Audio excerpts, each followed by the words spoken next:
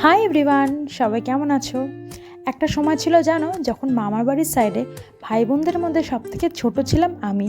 আর এখন ভাবলেও কত অবাক লাগে, বলো কত তাড়াতাড়ি আমরা কত বড় হয়ে গেছি। সেদিন ছিল আমার মামাতো বোনের প্রথম জন্মদিন, তো সেই উপলক্ষে মামা বাড়িতে আসা।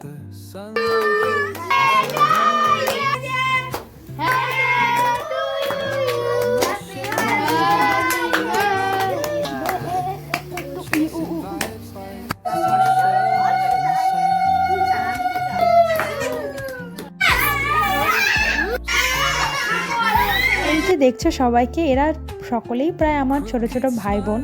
এদেরকে দেখলে আমার ছোটবেলার কথা ভীষণ মনে পড়ে। এদের ছোট ছোট মনে কত আনন্দ আমার মনে পড়ে। এদের মতো বয়সে আমরাও কত না আনন্দ করেছি। এরা খালি অপেক্ষায় ছিল কখন বুনোর কেক কাটিং কমপ্লিট হবে, কারণ মামার কড়া শাসন, কেক কাটিংয়ের সময় কিন্তু একদম স্প্রে ওড়ানো যাবে না। আর সেই সুযোগেই ছিল কেক কাটিং শেষ আর এদের স্প্রে নিয়ে কি এখন এতটা বড় হয়ে যাওয়ার পর ছোটবেলা মামার বাড়ি ভীষণ মিস করি।